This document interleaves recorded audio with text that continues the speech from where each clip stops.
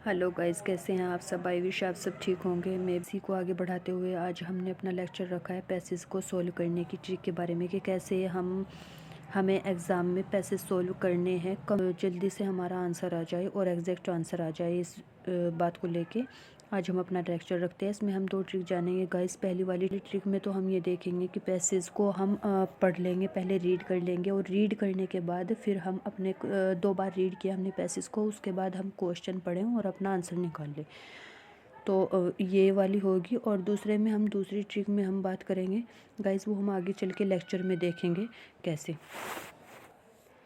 ये passage guys हमने SCERT book में से लिए हैं आपकी, क्योंकि हर स्टेट की एक उसकी सरकारी बुक होती है और हमारे यूपी की भी एक जो सरकारी बुक है जिसको SCERT बोलते हैं, इंग्लिश वाली, जो इंग्लिश में है, मतलब यूपी बोर्ड में इंग्लिश की जो बुक है उसमें से हमने रखे हैं। और ये इन पैसेज में से कोई भी एक पैसेज के आपके आने की संभावना भी है गाइस, तो आप इनकी प्रैक्टिस करिए और इनको देखिए और यहाँ पे हम अपनी ट्रिक भी अप्लाई करेंगे। तो लेट्स स्टार्ट। दो चीज़ें जान लेते हैं इसमें अपने पैसेज में कि कुछ पॉइंट्स है गाइस। जैसा कि आपने उत्तर किया, मान लो पैसेज का हमने पैसेज कर लिया, उसमें से क्वेश्चन जो थे वो हमने कर लिए, तो हमें अपने उत्तर को एक बार क्या कर लेना है। यहाँ पे ये पॉइंट 8 डला हुआ है, बट आप इसको 8.1 काउंट करना है, क्योंकि इसमें बहुत सारे पॉइंट थे गाइज और वे पॉइंट आपके मतलब के नहीं है, तो इसलिए हमने उनको छोड़ दिया है।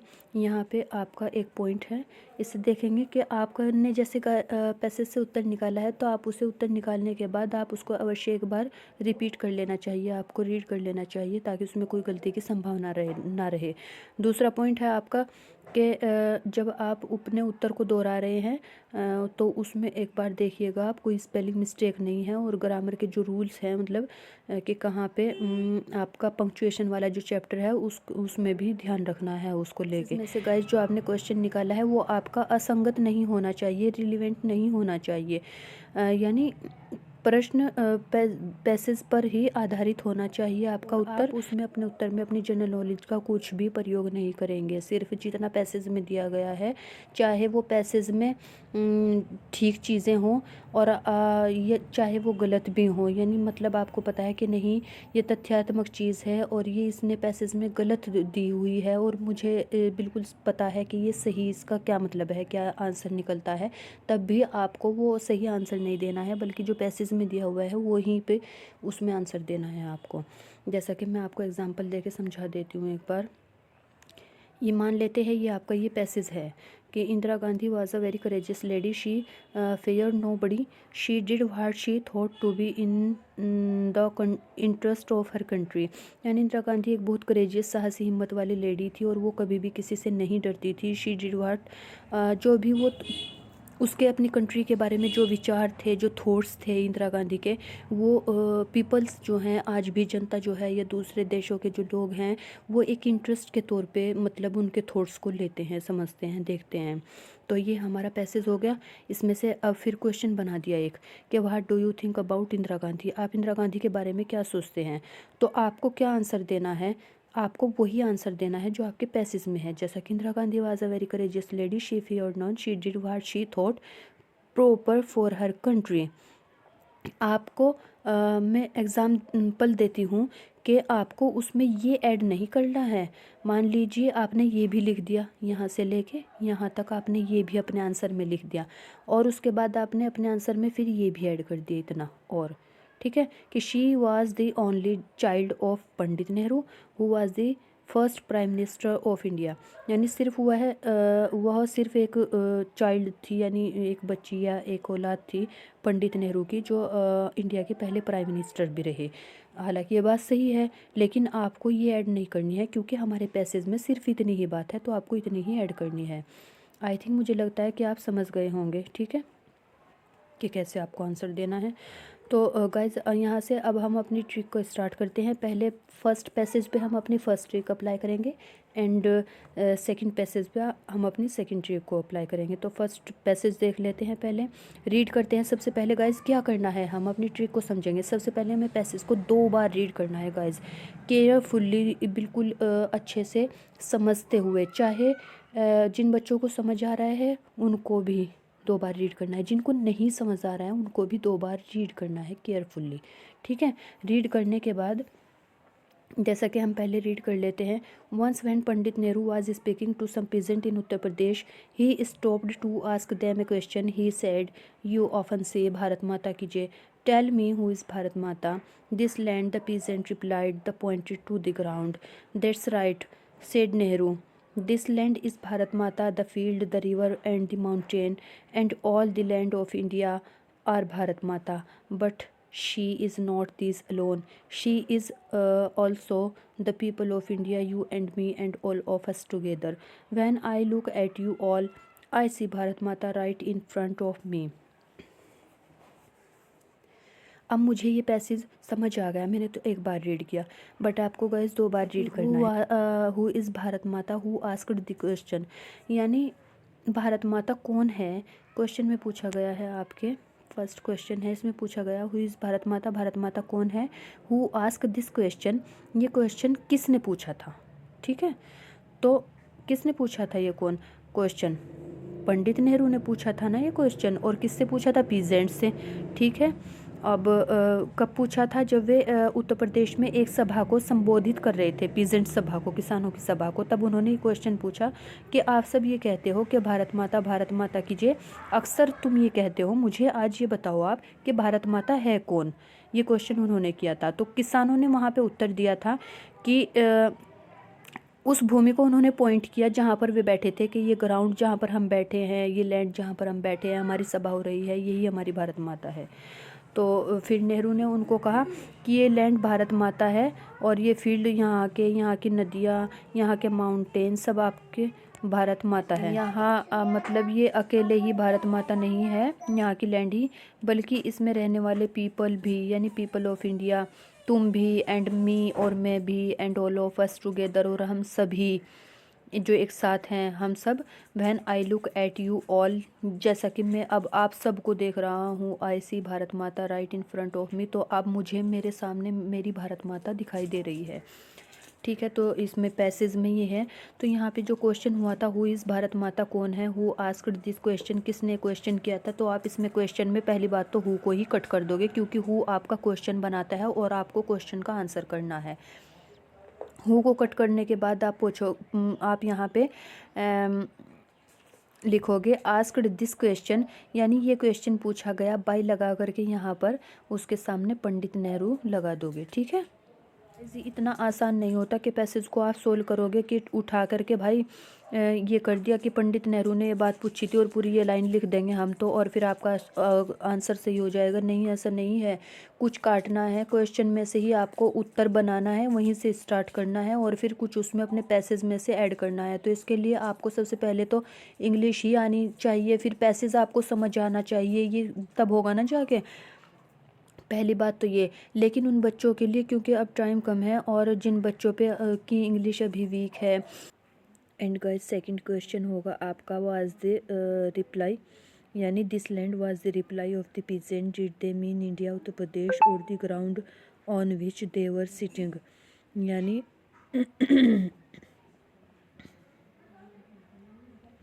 पीजेंट ने जो उत्तर दिया था ना कि ये लैंड, तो उसका मतलब इस क्वेश्चन में पूछा गया कि जो पीजेंट ने उत्तर दिया था कि ये लैंड, उनका मतलब था इंडिया उस लैंड से, या उत्तर प्रदेश, या फिर the ground on which they were sitting, या वो वाली ज़मीन या वो वाला ग्राउंड था जहाँ पर वे बैठे हुए थे। तो गाइज़ इसमें आपने पढ़ा था यहाँ पे पैसेज में कि उनका उत्तर वो था, क्या पॉइंट किया था उन्होंने, उस ग्राउंड को जहाँ पर वे बैठे थे, मतलब वो उन्होंने उत्तर दिया था। तो यहाँ पर इंडिया और उत्तर प्रदेश जो है वो उसमें उनके उत्तर में नहीं आएगा, इस क्वेश्चन के उत्तर में, ठीक है।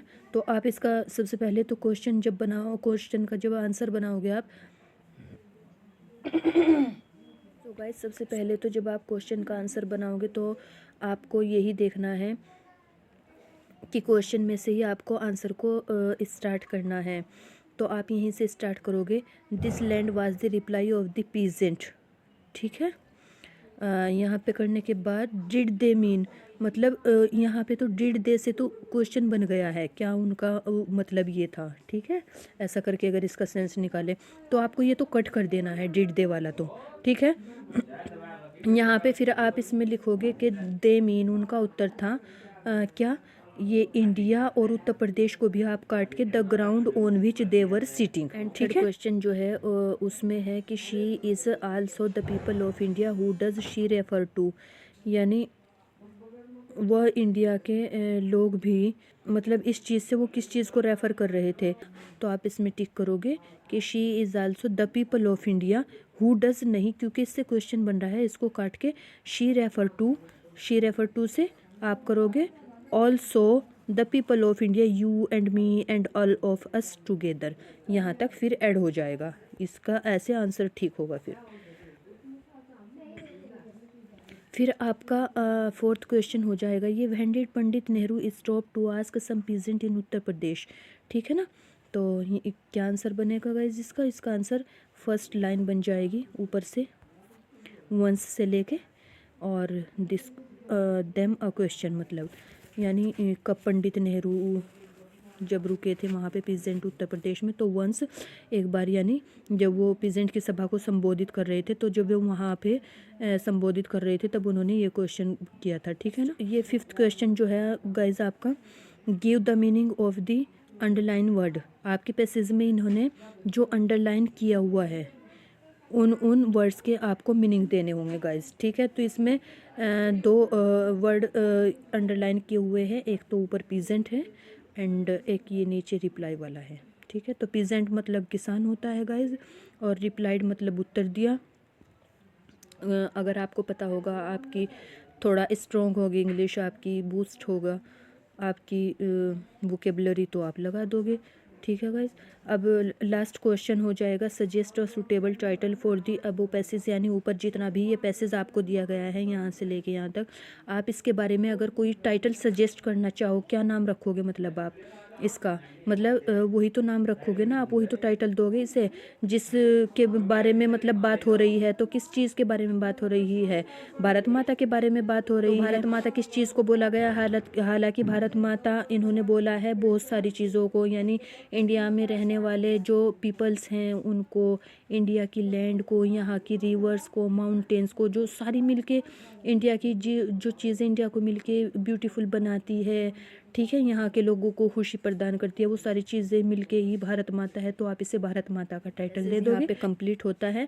तो इस पैसेज से हमने पहली वो अपनी वो ट्रिक समझी है गाइज, जिस पर हमने जो पहली ट्रिक की बात की थी कि पहले पैसेज को हम अपने 2 बार रीड करेंगे केयरफुली, 2 बार रीड करने के बाद हम एक एक क्वेश्चन रीड करते रहेंगे और उसका आंसर निकालते रहेंगे। उस पर हम सेकंड ट्रिक को अप्लाई करेंगे, ध्यान से देखना है, वो उन बच्चों के लिए ट्रिक मानी जाएगी गाइज।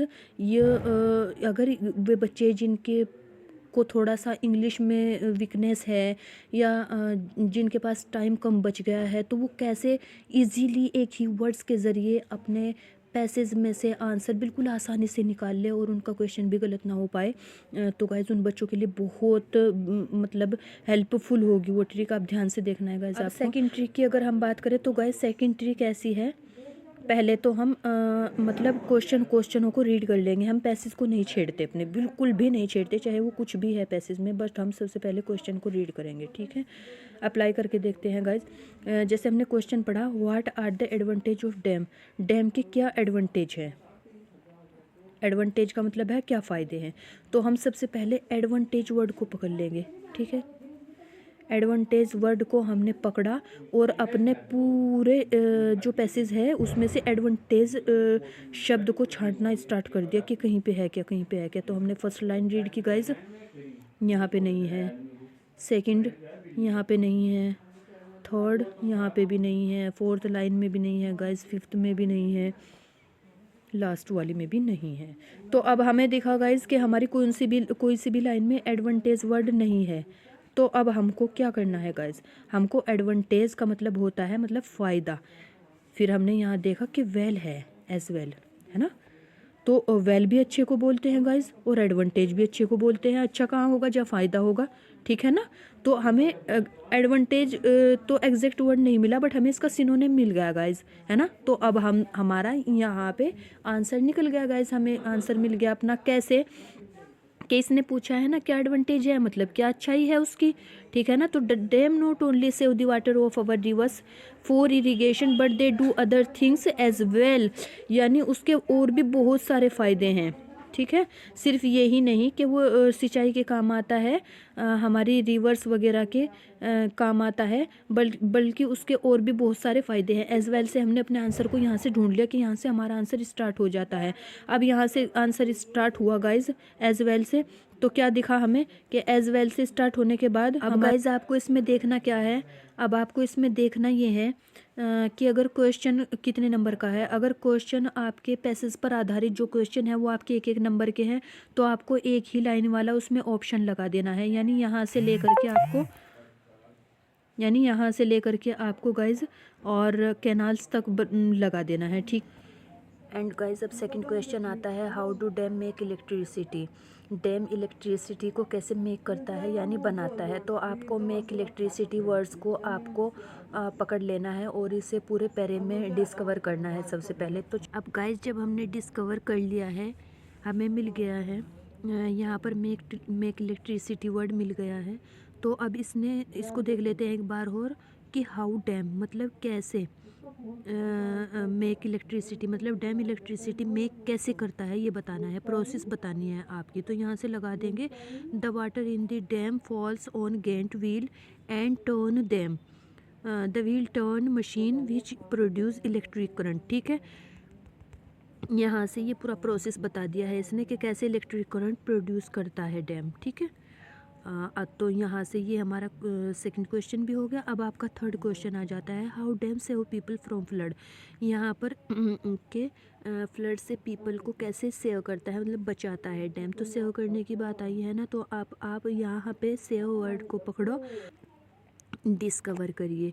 तो चलिए हम करते हैं गाइज, सेव वर्ड देख लेते हैं कहाँ पर आता है आपका। तो गाइज हमें पता चल गया है कि dam save people from flood कैसे सेव करता है। तो गाइज इसका आंसर यहाँ से और यहाँ तक हो जाएगा। इसमें है कि वाटर जो है वो ओवरफ्लो नहीं करता बैंक से, यानी किनारे से, रिवर्स के। और पीपल जो है, विलेजेस जो है, टाउन है नियर बाई, उसके आसपास के, तो नदी के आसपास के, do not have to be afraid of flood, जो फ्लड से डरे हुए नहीं रहते, मतलब उससे नहीं डरते, वो उनको सेव कर लेता है, मतलब बचा लेता है, ठीक है। उनको कोई डर नहीं होता वहाँ पर, मतलब तो ये इसका आंसर हो जाएगा। अब फोर्थ क्वेश्चन है आपका कि why do the wheel turn machine. Machine के जो व्हील्स हैं वो टर्न क्यों करते हैं, है ना, ये पूछा है इस क्वेश्चन में आपके।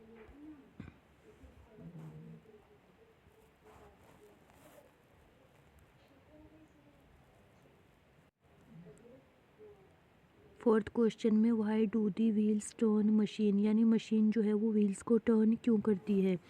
तो व्हील्स टर्न नहीं होंगे तो इलेक्ट्रिसिटी करंट कैसे प्रोड्यूस होगा। तो यहाँ से लगा देना कि द व्हील टर्न मशीन, यानी मतलब व्हील टर्न मशीन आया ना, तो इसी वर्ड्स को पकड़ के आप इसमें पैसेज में देखोगे व्हील टर्न मशीन यहाँ भी है, विच प्रोड्यूस इलेक्ट्रिसिटी करंट, ठीक है। व्हील टर्न करती है मशीन को, जो कि इलेक्ट्रिसिटी करंट को फिर प्रोड्यूस करते हैं, ये हो जाएगा इसका आंसर। एंड फिफ्थ क्वेश्चन आ जाएगा, give the meaning of the underline words. तो आपको अंडरलाइन वर्ड्स देख लेने हैं इसमें कौन कौन से हैं, और फिर उनका आपको मीनिंग देना है। दो क्वेश्चन तो आपको आपके इसमें ऐसे ही बनने हैं, एक तो मतलब अंडरलाइन वर्ड्स का आपको मीनिंग बताना होगा, और दूसरा सूटेबल उसके लिए आपको टाइटल बताना होगा। आपके दो अंडरलाइन वर्ड्स हैं, एक तो ऑफरेड है, एक ओवरफ्लो है। आपको बताना है ऑफरेड मीन्स क्या होता है एंड ओवरफ्लो मीन्स क्या होता है। तो ओवरफ्लो मतलब होता है, मतलब ज़्यादा बहाव, फ्लो ओवर हो जाना, मतलब ज़्यादा हो जाना, है ना, पानी का बहाव। और अफ्रेड मीन्स होता है डरना, यानी बाढ़ का खतरा वगैरह जो होता है वो आपका अफ्रेड होता है। एंड लास्ट क्वेश्चन बन जाएगा आपका, suggest a suitable title for the above passage. यानी जो पूरा पैसेज है आपका, इसके ऊपर आप एक सूटेबल टाइटल क्या रखोगे इसके बारे में। तो जाहिर सी बात है, जब डैम की ही बात हुई है, डैम के एडवांटेजेस बताए गए हैं, तो आपका सूटेबल टाइटल भी डैम ही बन जाएगा। तो इसका सूटेबल टाइटल आपका डैम हो जाएगा, क्योंकि इसमें डैम की बात हो रही है। तो गाइस, जिस पैसेज में जिस चीज़ की बात हो रही है, जिसको मतलब ज़्यादा इम्पोर्टेंस दी जा रही है, घुमा फिरा के जो वर्ड्स जिस वर्ड्स के बेनिफिट पता चल रहे हैं पैसेज में, जिस पे जोर दिया जा रहा है, वही आपका टाइटल बन जाता है। ठीक है, वैसे ये आज का लेक्चर था जिसमें हमने अपनी दोनों ट्रिक्स को डिस्कस किया। फर्स्ट पैसेज पे हमने पहली ट्रिक को अप्लाई किया, जिसमें पैसेज पे हमने अपनी सेकंड ट्रिक को अप्लाई करके देखा है कि क्वेश्चन का एक ही वर्ड्स पकड़ के हम कैसे आंसर निकालना है। तो ठीक है गाइस, आगे पढ़ते रहिए और ईमानदारी के साथ, और अपना ख्याल रखिए। And bye bye and take care.